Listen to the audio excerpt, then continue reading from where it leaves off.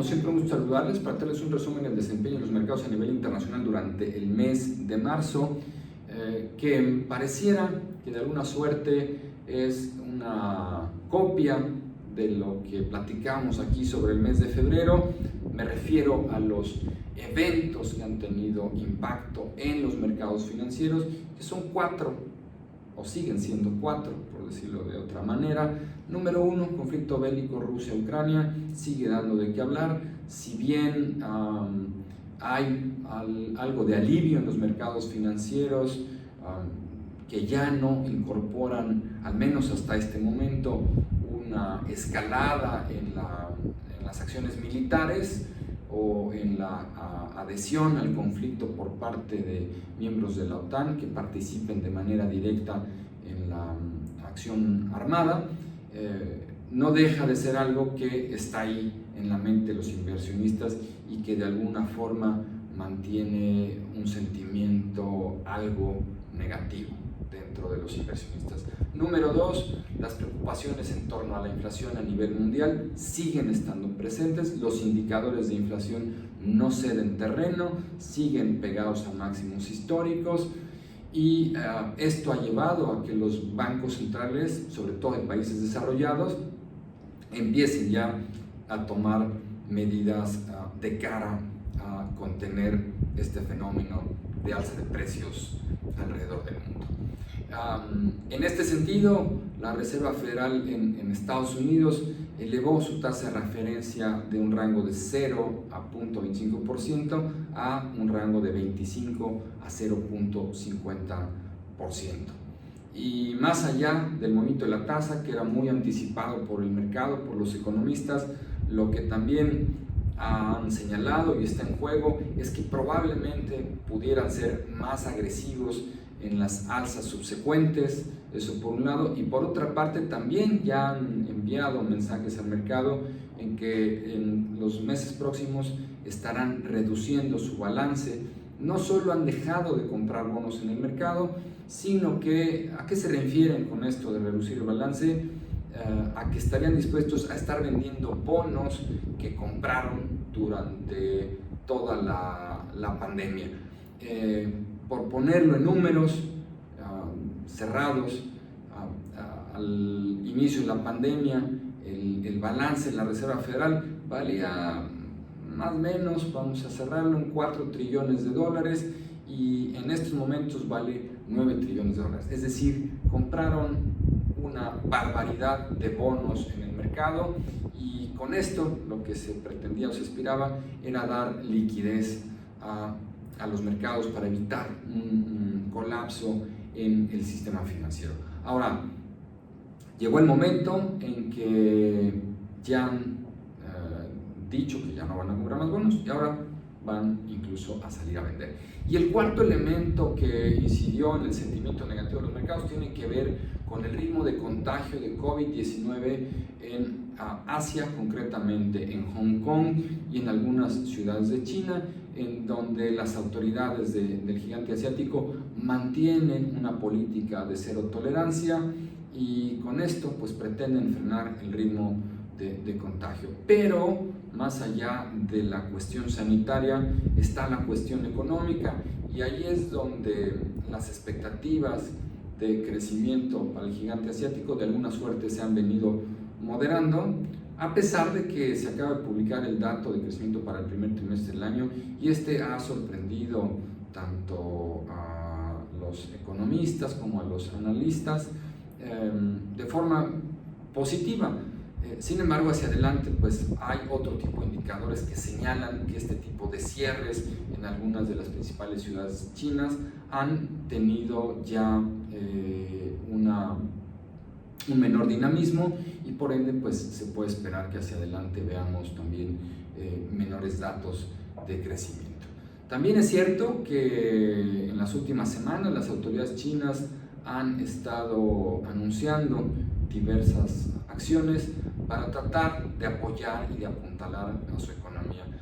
Este tipo de medidas no surten efecto inmediato, hay que ir viendo en el tiempo cómo es que repercuten, pero bueno, la buena noticia es que hay noticias en el sentido correcto para apoyar y apuntalar a la economía. Eso es una realidad que ya también ha empezado a suceder. Sin embargo, pues será cuestión de tiempo para ver qué tanto impacto favorable tienen.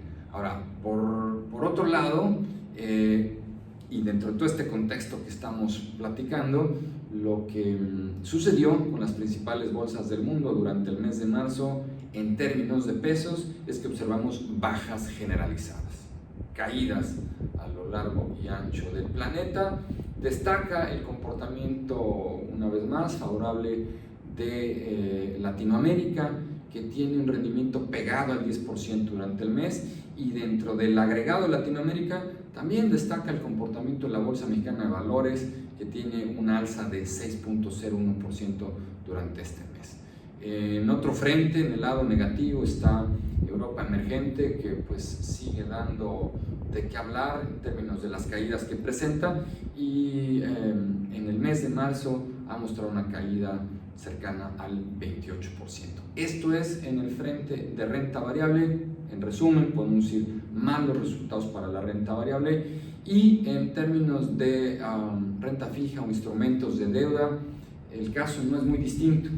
Vimos alzas generalizadas en las tasas. Recordar que cuando las tasas suben, tradicionalmente los precios de los bonos caen. En el caso del bono de 10 años estadounidense, que es un referente para todo el mundo, este pasó de un nivel de 1.80 a 2.35%, es decir, más de 50 puntos base en tan solo 4 semanas, y con esto pues los precios han caído de forma dramática. En Estados Unidos la inflación se ubica alrededor del 8.50% comparada año contra año, niveles, como ya les decía, máximos de muchos años, máximos históricos, en donde, bueno, la expectativa sigue siendo, el lado positivo de todo esto, es que hacia la segunda mitad del año veamos un descenso en este indicador, es decir, que los precios empiecen a caer o a disminuir su ritmo de alza.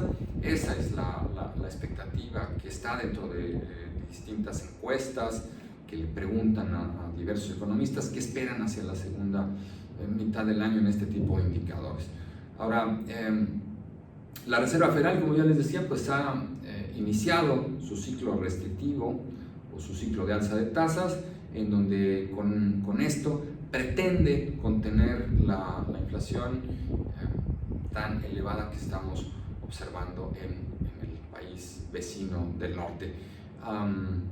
El asunto es que no es tampoco inmediato cuando empiezan a subir la tasa, y luego vemos los efectos en la economía. Tradicionalmente se tardan 3 a 6 meses en surtir efecto estas decisiones por parte de la Reserva Federal, y lo que preocupa a los mercados, que también ya señalaba un poco en el comentario introductorio, es la velocidad con la que van a estar subiendo su tasa de referencia. Por ahí alguno de los miembros de la Reserva Federal ha dicho que incluso estarían pensando o sería deseable o probable subirla hasta 3.50.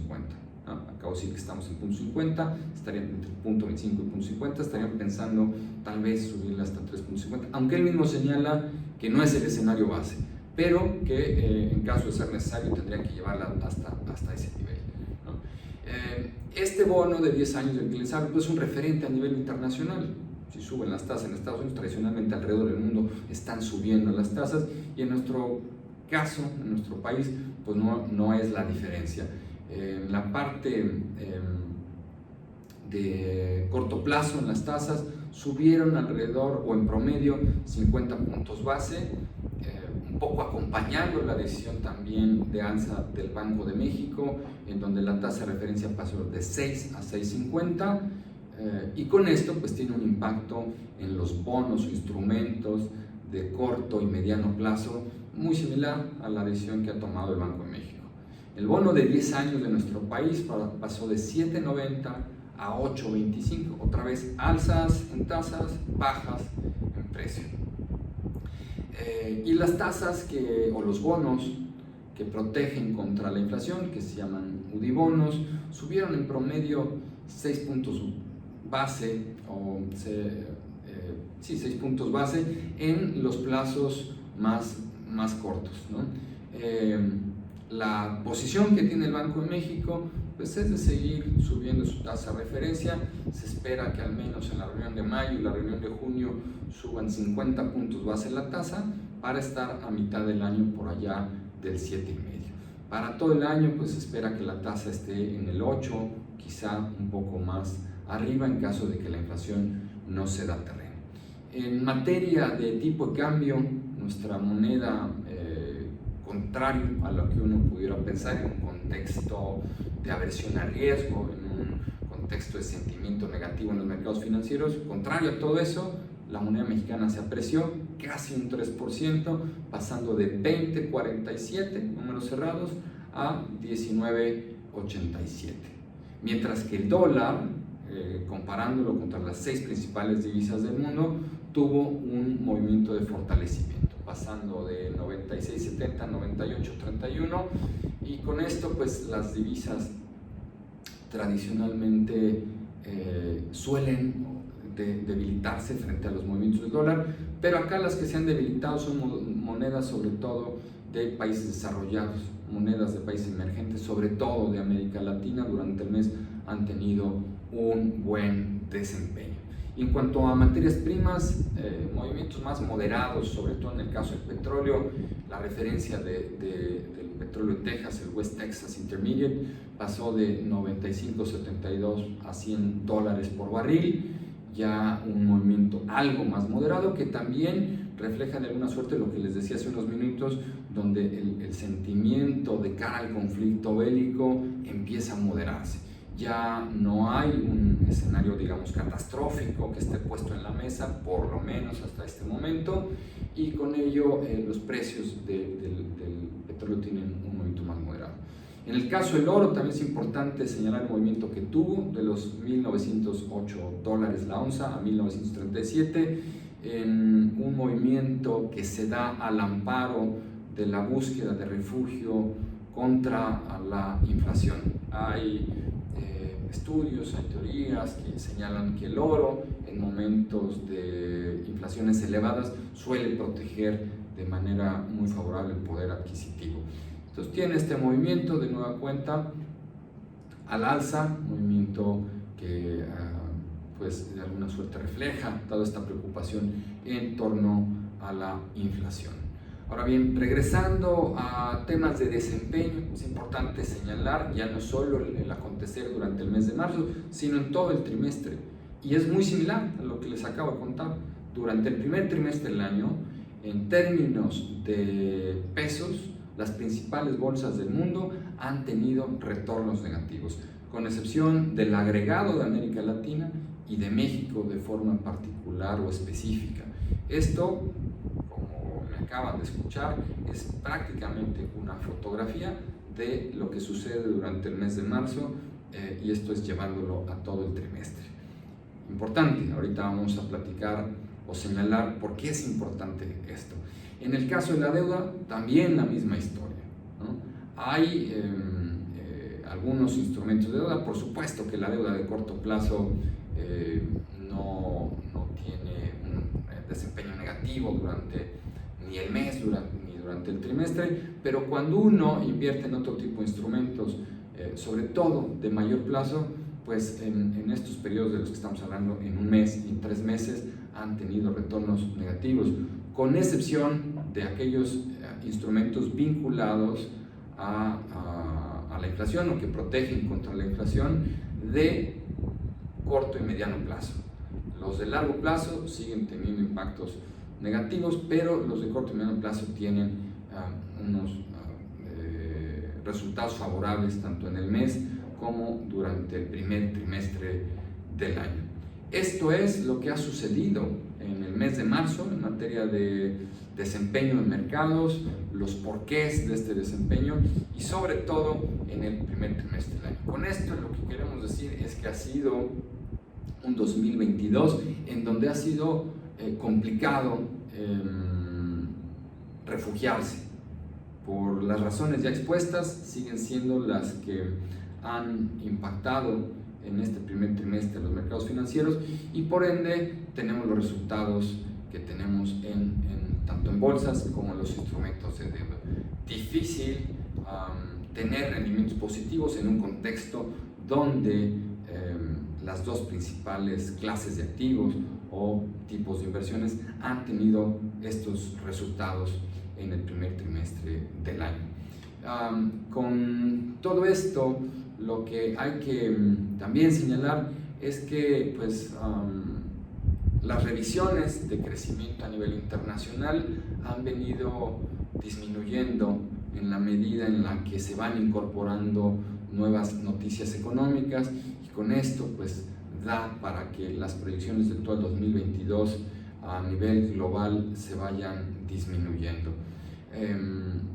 Depende de la región que uno observe, pues es menor el ritmo de crecimiento, por supuesto, pero en el agregado global se esperaría un crecimiento pegado al 4%, en Estados Unidos un crecimiento cercano al 3.40%, hay quienes ya lo ven más abajo, pero en el consenso de ciertas encuestas que estamos observando está por allá el 3.40%, nivel de crecimiento que vale la pena señalar, sigue estando por encima del potencial de crecimiento de esta economía, lo cual es favorable. Si bien son crecimientos menores a los que observamos el año pasado, por muchas razones, pero es un crecimiento por encima del potencial de esta economía, y esto es bueno para pues el mundo entero.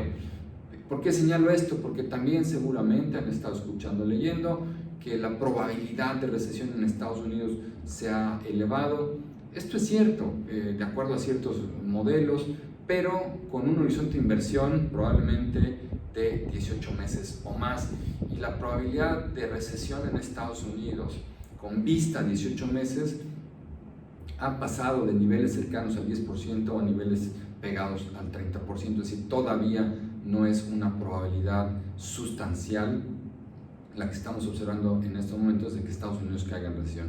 Ahora, ya desde el año pasado se anticipaba que este año iba a haber menor dinamismo económico, y que el que entra y que el 2024 iban a seguir mostrando un menor dinamismo económico en Estados Unidos y alrededor del mundo.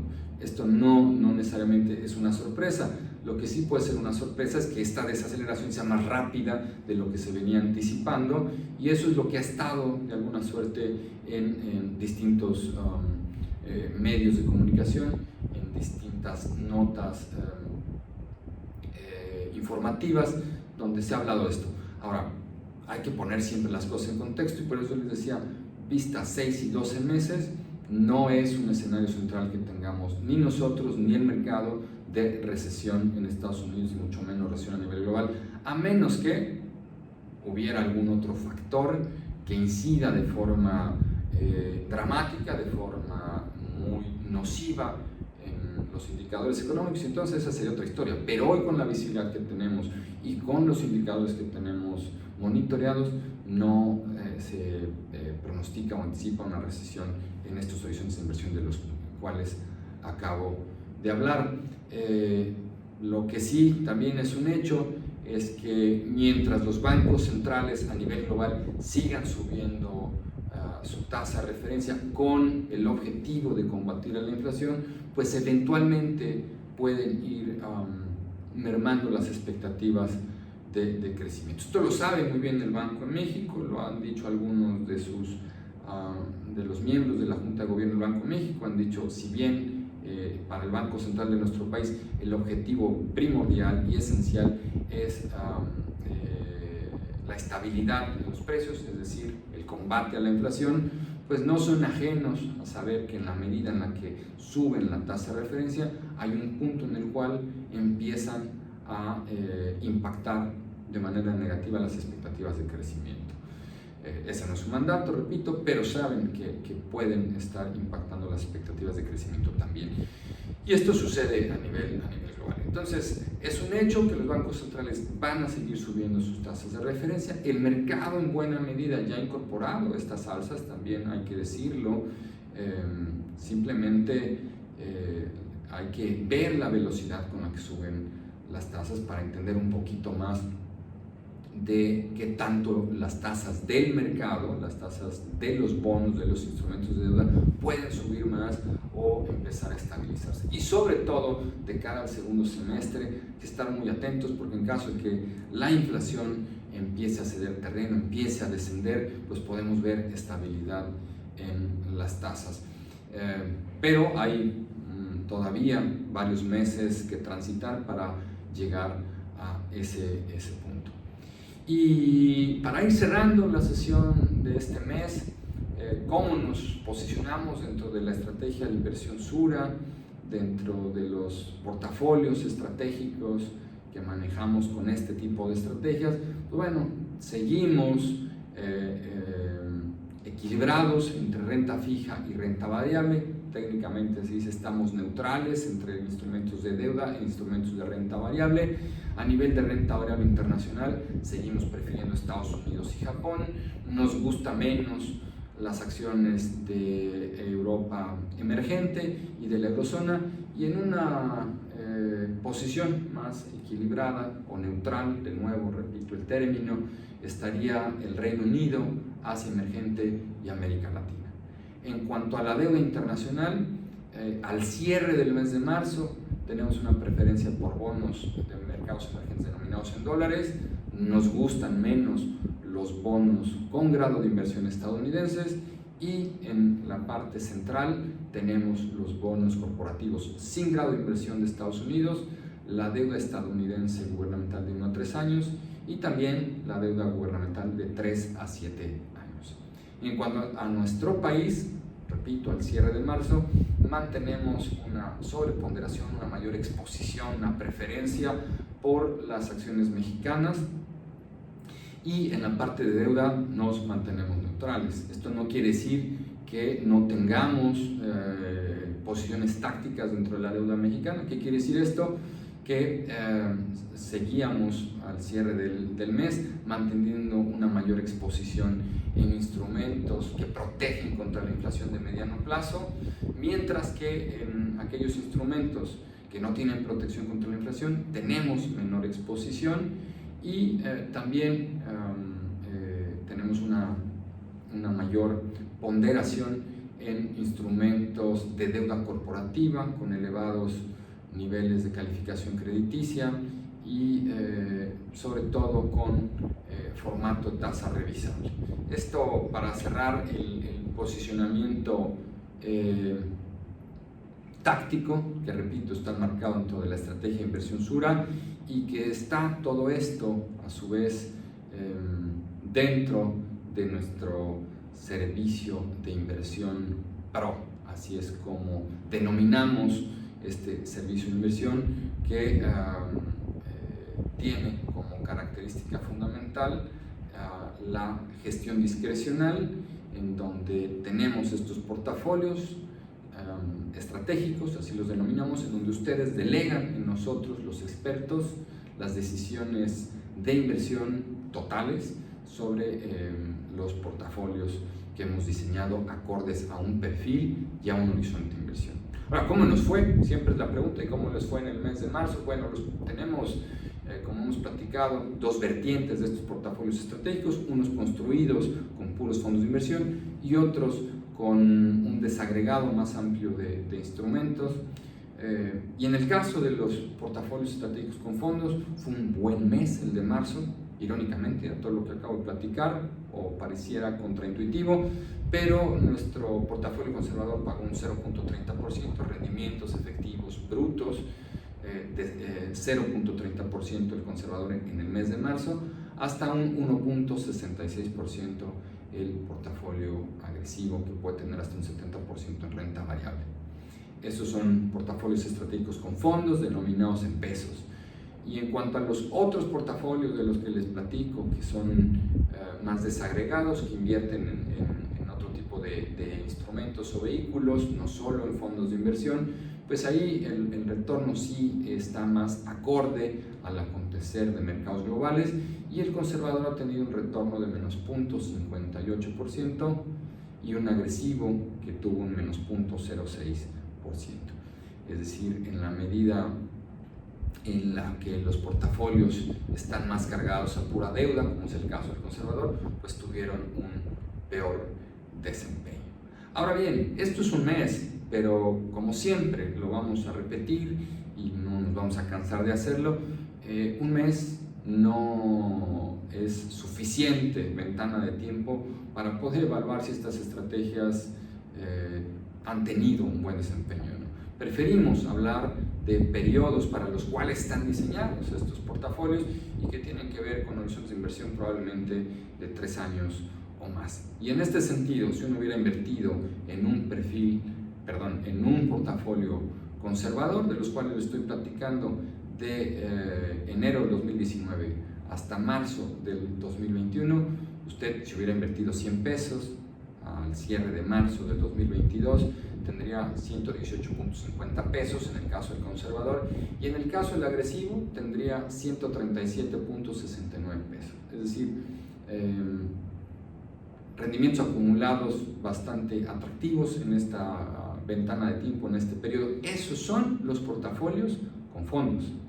Estos resultados que les acabo de dar se hacen todavía mucho más atractivos cuando uno mira este otro tipo de portafolios donde están más desagregados, y en el caso de un portafolio conservador usted hubiera tenido el mismo periodo, si hubiera invertido 100 pesos, 1 de enero de 2019 al 31 de marzo del 2022, 124 pesos, y en el caso del agresivo 142 pesos. Entonces, en esos periodos, en esas ventanas de tiempo, son resultados muy favorables y que están acordes a perfil y a horizonte de inversión.